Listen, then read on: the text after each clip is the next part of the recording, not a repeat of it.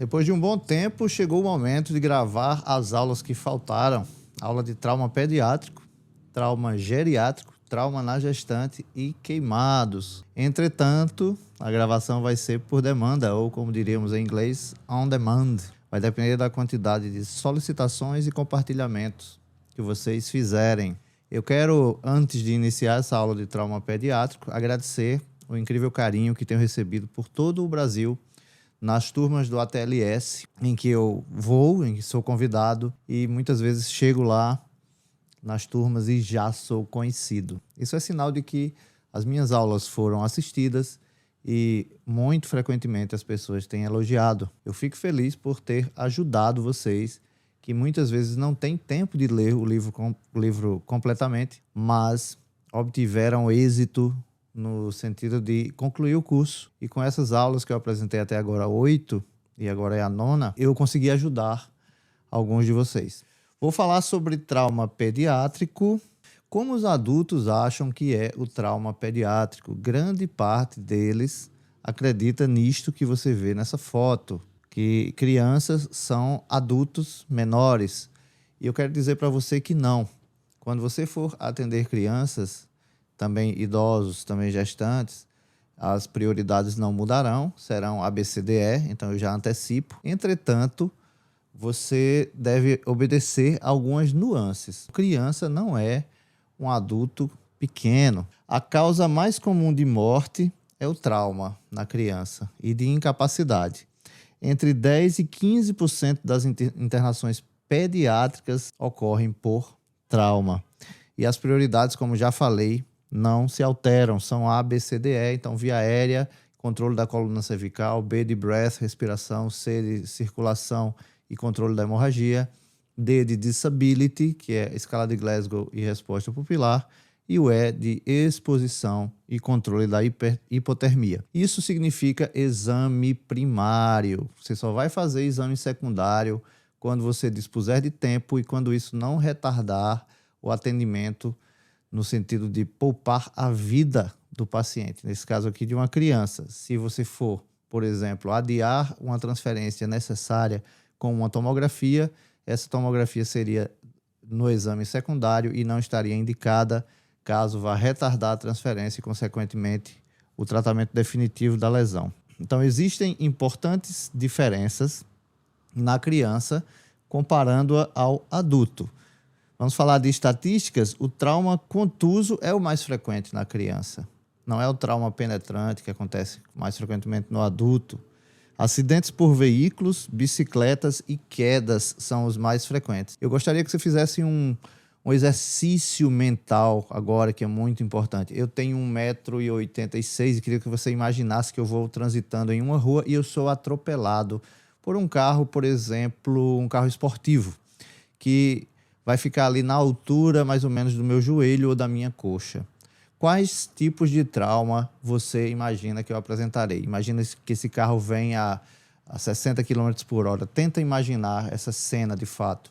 Então, eu provavelmente terei uma fratura dos ossos da perna, posso ter fratura do fêmur, posso ter fratura do cotovelo uma vez que eu me defendi quando o carro impactou em mim, posso ter uma fratura ou um trauma craniano, posso ter uma lesão de coluna, posso ter até um trauma abdominal fechado. Mas haverá alguns traumas que não são característicos desse mecanismo de lesão, dessa cinemática do trauma. Agora, tenta imaginar uma criança de 8 a 10 anos, no tamanho dela, na estatura que ela tem. Se uma criança como essa é atropelada, por exemplo, quais traumatismos essa criança terá? E eu vou falar de forma bem simples para você. Todos os traumatismos. O politrauma é o padrão da criança. Então, ela vai ter problema no A, problema para respirar, também no B, vai ter problema no ar em relação à abordagem da via aérea, vai precisar de oxigênio. Muitas vezes você vai precisar intubar essa criança. Vai ter problema no B, a criança tem uma maior complacência da arcada costal, consequentemente você tem lesões subjacentes sem fratura. Vai ter problema no C, na circulação, e a criança tem um mecanismo de compensação circulatório muito mais eficaz em relação ao adulto. Vai ter problema no D, no disability, vai ter problema no E, que é na exposição e no controle da hipotermia.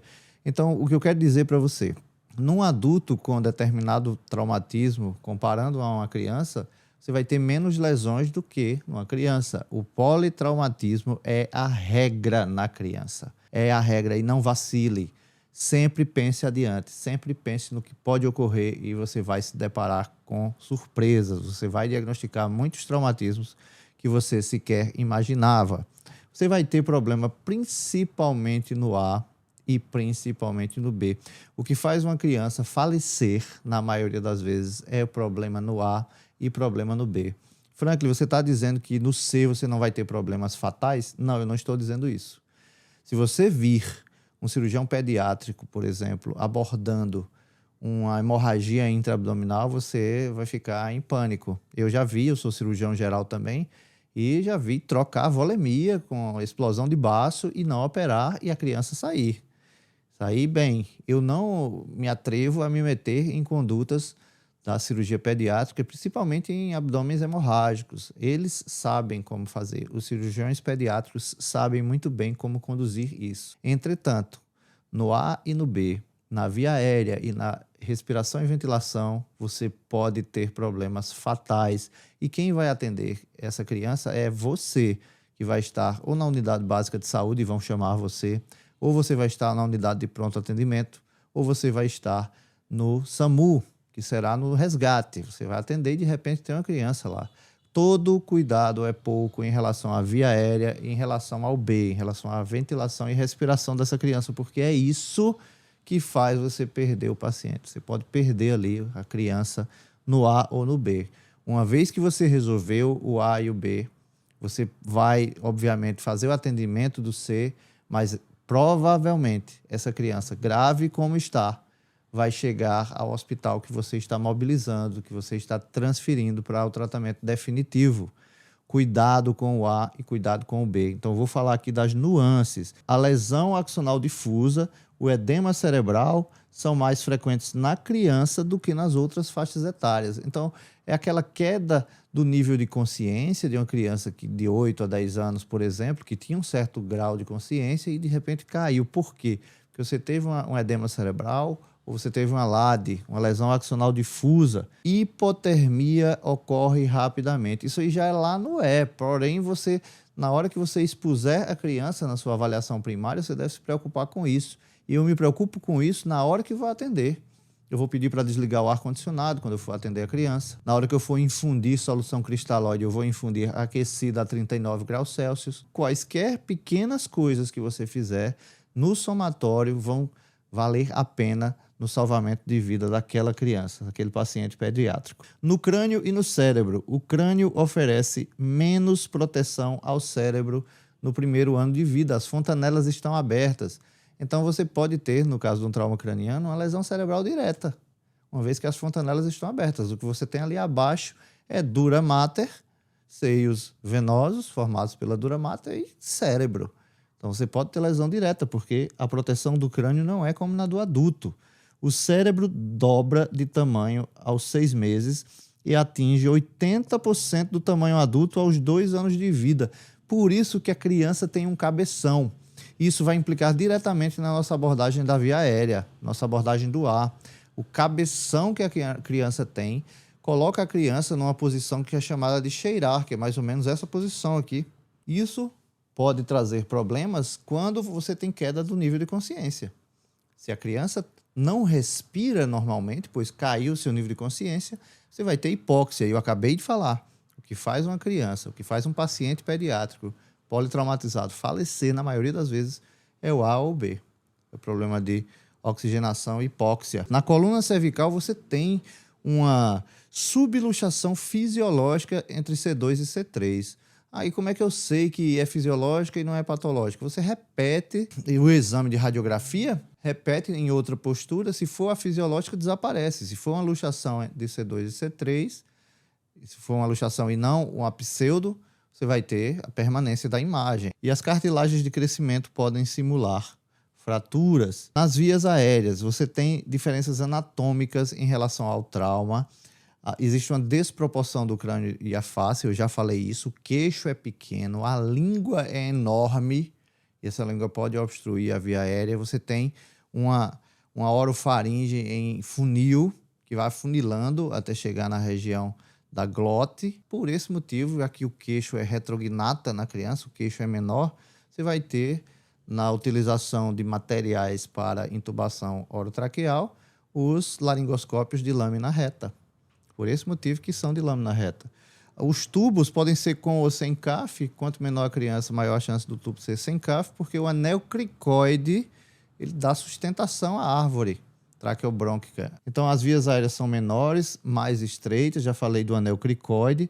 A traqueia é mais curta, cerca de 5 centímetros de extensão, aumentando para 7 centímetros aos 18 meses. Nesse desenho aí, você vê as diferenças da criança em relação ao adulto. Você vê que ela é retrognata, normalmente. E neste outro, você vê que a criança tem o occipito muito grande. Então, qual é o ideal? É você colocar um coxim, e esse coxim vai aqui ficar da região das escápulas até o calcânio, ou um pouco depois do calcânio, para que o occipito repouse e a criança que ficava em outrora na posição de cheirar, que era, no caso dela não ter queda do nível de consciência, vai fazer uma anteriorização do queixo naturalmente. Se você fizer essa manobra, seria um chin lift sem precisar elevar o queixo com a mão, uma vez que a criança tem o occipito maior. No tórax, os arcos costais são cartilaginosos e horizontais. Você vai ter contusão pulmonar mais frequentemente, sem fratura dos arcos costais. O pneumotórax hipertensivo é mais frequente nas crianças menores, porque você tem uma mobilidade maior nas estruturas do mediastino. É frequente que um pneumotórax simples evolua para o pneumotórax hipertensivo.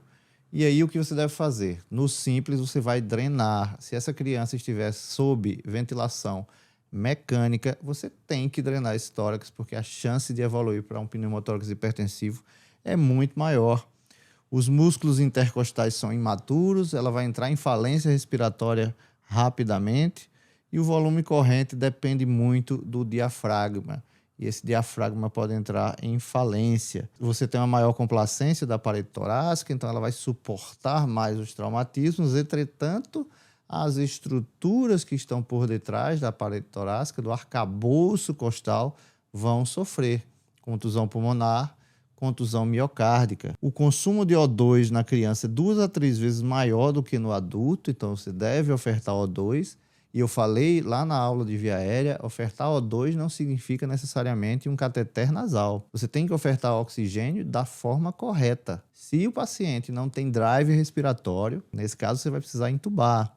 Então não tenha receio nos pacientes que você precisa entubar, principalmente nas crianças. Você tem uma menor complacência pulmonar, menor reserva funcional pulmonar, maior complacência da parede torácica, já falei várias vezes, e a cianose é um pobre indicador de hipóxia. Não espere que a criança fique cianótica para você dizer, essa criança está com hipóxia. Você vai colocar o oxímetro de pulso, vai estar ali em 86, 84, ela já está em quadro de hipóxia. Na compensação hemodinâmica, o volume circulante da criança é maior, ela suporta mais a perda volêmica. Inclusive, nesta edição do ATLS mudou. Antigamente, da nona edição, você infundia 20 ml por quilo na criança de cristalóide. Se você tinha uma resposta parcial ou ausente, você reinfundia e somente da terceira vez você transfundia.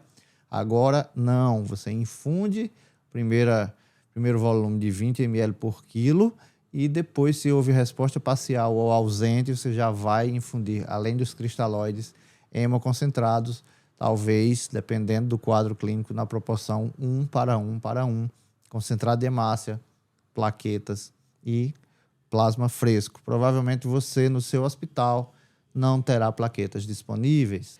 E você tem também uma manutenção da pós-carga devido à vasoconstricção periférica. Existe um aumento da resistência vascular periférica, por isso a criança fica pálida e isso faz com que mantenha a pós-carga. A compensação hemodinâmica, você tem um baixo volume sistólico, o coração da criança é menor, e como vai compensar esse baixo volume sistólico? Obviamente com taquicardia, para que o débito cardíaco seja adequado. Então é compensado pela elevação da frequência cardíaca. Compensação hemodinâmica, reposição volêmica é feita com 20 ml por quilo de cristalóide aquecido, como eu já disse para você. Então, a hipotermia já é prevenida no começo, quando você desliga o ar-condicionado.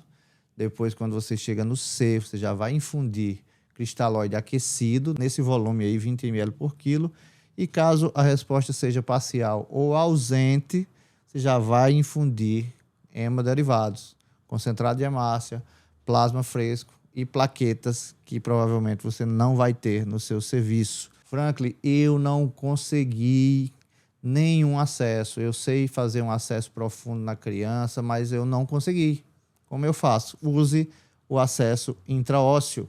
Use a infusão intraóssea. Ela é muito segura, você pode infundir quaisquer soluções, desde cristalóide, concentrado de hemácia, medicamentos, etc., pela infusão intraóssea. Como eu faço? Existem as agulhas de infusão e existem as agulhas de improviso. Eu já fiz com agulhas grossas, já fiz com agulha de peridural e deu muito certo. A escala de Glasgow no trauma pediátrico é esta que você vai fazer o print, o screenshot dessa tela aí, já que você não precisa necessariamente decorar. Então, lembre-se, a principal causa de óbito na criança está no A e no B. Não vacile no A e no B. Claro que você vai prestar atenção no C, você vai fazer o volume correto, no D também, já que quando você está tratando o A, o B e o C, você está tratando o D, já que o maior problema do D é hipóxia e hipotensão. Mas não se esqueça, a principal causa de óbito na criança está no A, está no B. Se você se mantiver cauteloso nessa parte aí do seu exame primário, você vai obter mais sucesso na maioria dos atendimentos pediátricos que você vai fazer. Vamos adiante nas aulas. Quero deixar um recado com você aqui no final sobre o meu curso Angiologia Fácil, um guia para o profissional da saúde. E não se esqueça de me seguir nas redes sociais e também de deixar aqui sua opinião. Até a próxima.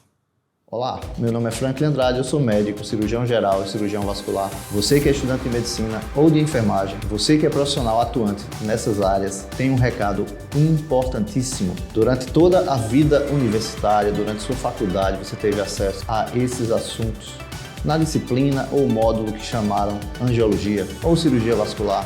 Durante mais de 10 anos, dando aulas a milhares de alunos, eu desenvolvi uma metodologia própria que vai fazer com que você tenha mais segurança na abordagem dos pacientes com possíveis doenças vasculares. Esta metodologia foi transformada no curso Angiologia Fácil, um guia para o profissional da saúde. Tenha acesso a uma aula gratuita na descrição deste vídeo.